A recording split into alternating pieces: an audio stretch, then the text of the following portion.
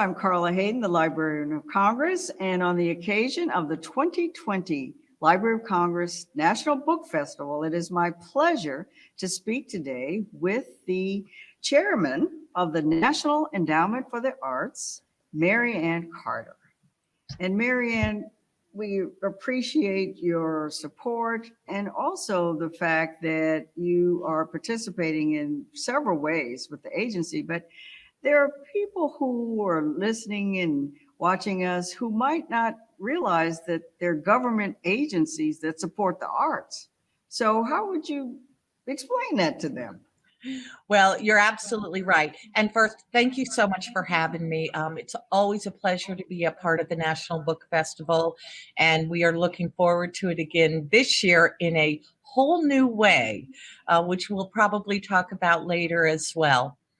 So I do get asked a lot, what does a arts agency do? And I say we are the only private or public funder of the arts in all 50 states, in all 435 congressional districts, and in every community across America. We understand what the arts do for a community and for society. And yes, it adds public beauty, but the arts are an economic engine for our local communities. They help our students better prepare for life in our schools when they have an arts education infused into the school system.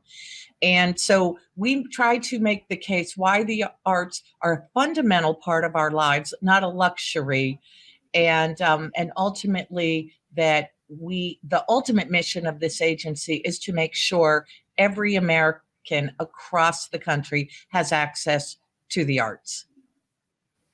And you mentioned that this year's book festival that the National Endowment is participating in is in a new format, all virtual. And part of the programming for the festival this year is to highlight certain areas. And one celebrates the centennial of women's suffrage, and it's a stream called Fearless Women. And I understand that NEA has a new book out, and of course I want a copy, but what tell us about the book? So we do. We've actually been working on this for over a year. It's one of the few things in 2020 that came to fruition after the crazy year we've had. But it's called Creativity and Persistence, Art That Fueled the Fight for Women's Suffrage.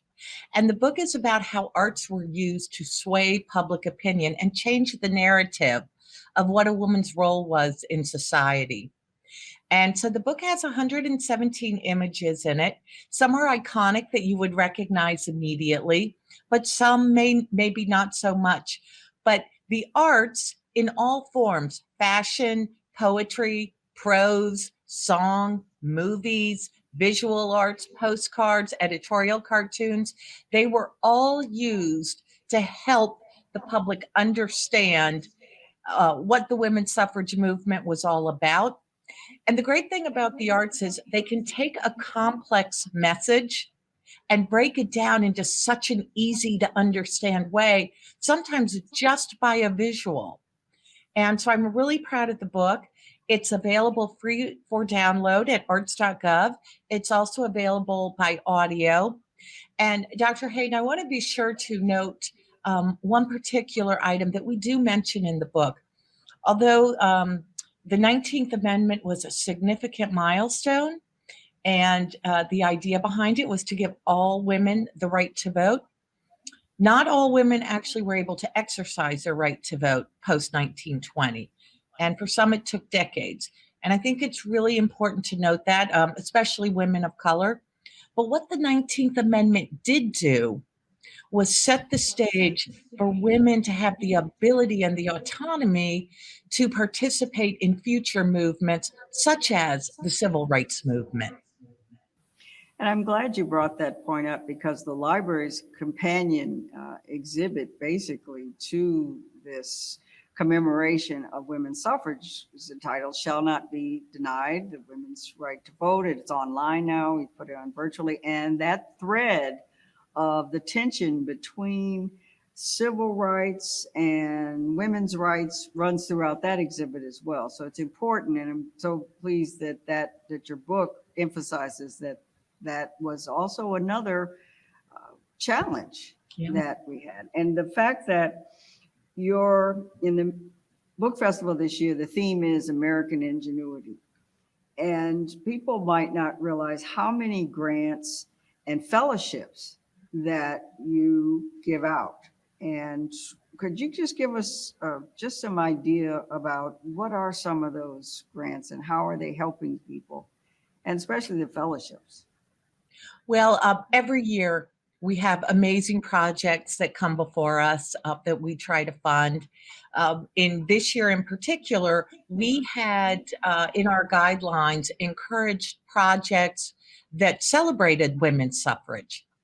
And so we had some amazing productions, most virtual as they ended up being, but some amazing productions about women's suffrage and about the denying of women of color to have the right to vote. So we actually covered every topic and every part of women's suffrage that we could. So I was really excited about all of those grants.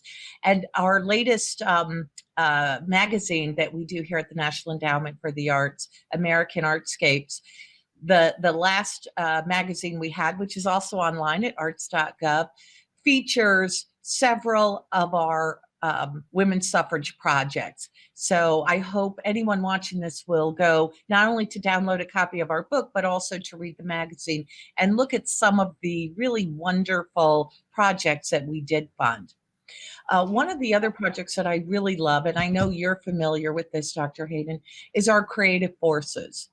And Creative Forces is an art therapy program that we partner with the Department of Defense and the Department of Veterans Affairs with, and it provides art therapy for our wounded military men and women in uniform recovering from traumatic brain injury or some other health issue. And we've now been able to expand that with the Department of Veterans Affairs to telehealth. So we're actually able now to help veterans across the nation as well. And this is one of the programs that I've been most proud of. Interestingly enough, we were sort of ahead of the game in the telehealth, and now it seems like everyone's doing telehealth because of COVID-19. So this is being able to help our wounded men and women in uniform and our veterans. It's just a program I'm really proud of. And you've mentioned digital access and programming and having things online. So how have you been able to make sure that more people have access to the arts, especially during this time when so many things have to be in a virtual format? Well, we've always taken a look at where our grants go and where our money goes. 40% of our funds already go to very low income areas. 35% of our grants go to underserved communities, such as those with disabilities, veterans, inner cities, rural areas. But we're always looking to do more outreach. And I'll give you an example. A couple of years ago, I discovered that we had only given one grant to an HBCU, a historically Black college and university. And so I said, well, how many applied? And the answer was one. And so we have, for the past couple of years, we have put a great effort into outreach to HBCUs, working with the White House Initiative on HBCUs, on the HBCU Week and Conference, making sure we have seminars. We've met with over 40 HBCUs on site on their campus. That was pre-COVID-19, but we'll get back to it. And so it provided us a roadmap now to do the same with HSIs, Hispanic Serving Institutions, and also with Native American populations. One of the other outreach goals that we had was to reach more Native Americans, Alaskan Natives, and Native Hawaiians. And so last February, again pre-COVID, we hosted the first of its kind, the first in the nation convening between those three communities with our good friends at the National Endowment for the Humanities to talk about here are the opportunities within the federal government for grant making or for other opportunities. And so I'm really proud of the outreach we've been doing. We'll always continue to do more, but we are always looking for any community or any constituency that may be underrepresented and make sure we go out there and touch them. So it sounds like outreach and getting the word out and making those connections and having partnerships like your support of the book festival is an important part of providing that access, getting out there. It's a really important part. It's coalition building, and we can do so much. And, you know, this is great to be able to do a virtual show with you, but it will never replace being in person and that, you know, personal touch that you get when you meet someone. But we're doing the best we can online. We will continue to do this as long as necessary. Interestingly, one of the things that we have found is, as an example, among service organizations, they all have conferences every year that brings in members of their respective discipline community.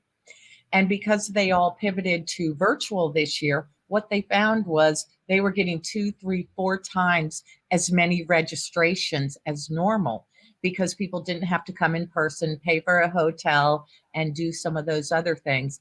And I will tell you, Dr. Hayden, it's one of the things I'm most excited about the National Book Festival this year. We truly have a national audience this year.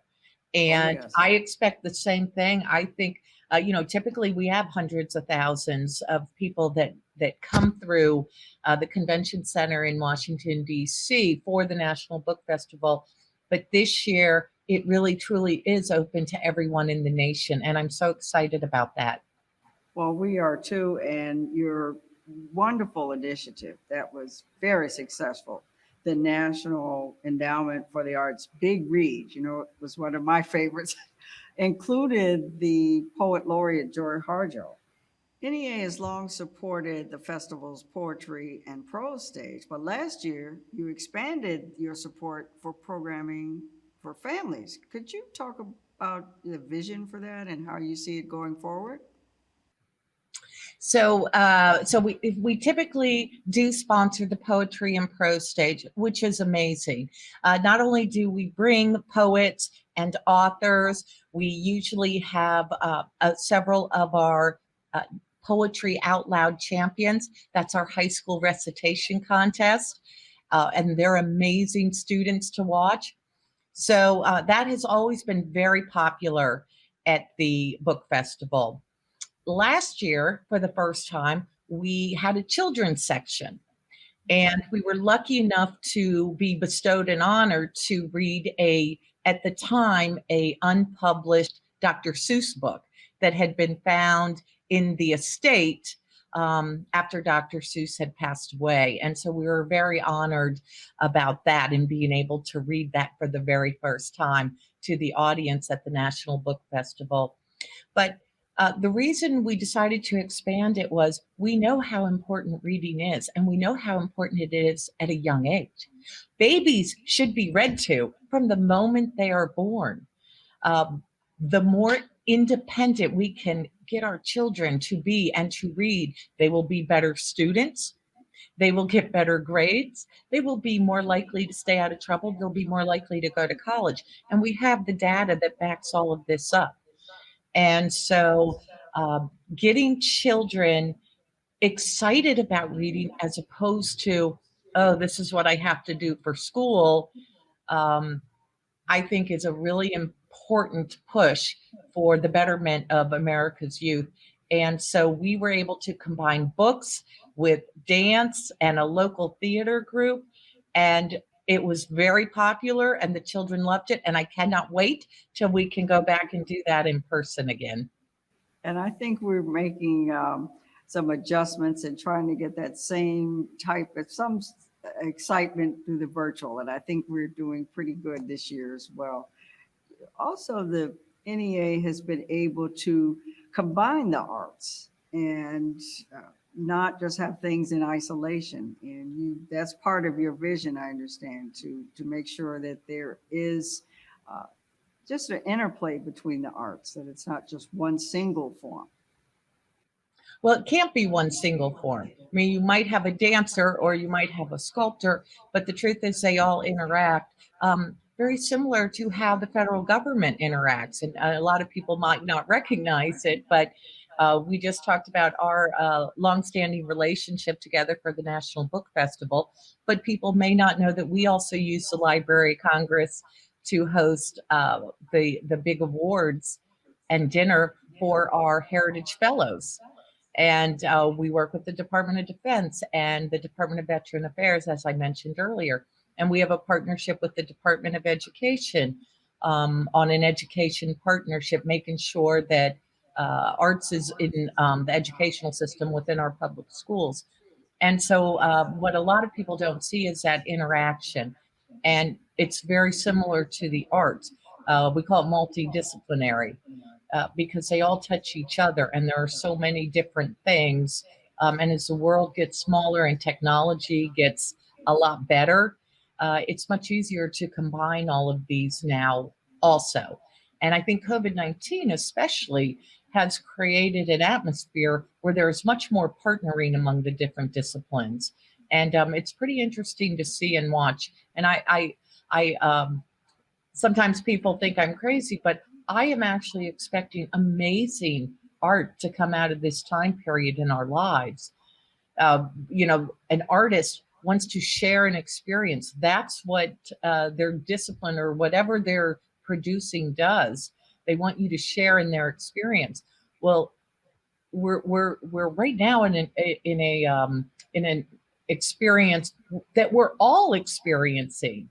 This isn't like a hurricane, which hits a certain people, but most people are still spectators. We are all participants in this. And so I think that the art that comes out of this, everyone will be able to relate to. And if we can have a silver lining in this whole COVID world, I think that's one of them, that we're going to have some amazing experiences coming out of this. And it sounds like you're also saying and making sure that we all realize that the arts can be a help and a balm in these difficult times, and a way to help people navigate and get through. So we thank you so much for having NEA make sure that the arts are going to be front and center at the National Book Festival and being a part of it. And thank you for your sponsorship. We are so proud to. Thank you, Dr. Hayden.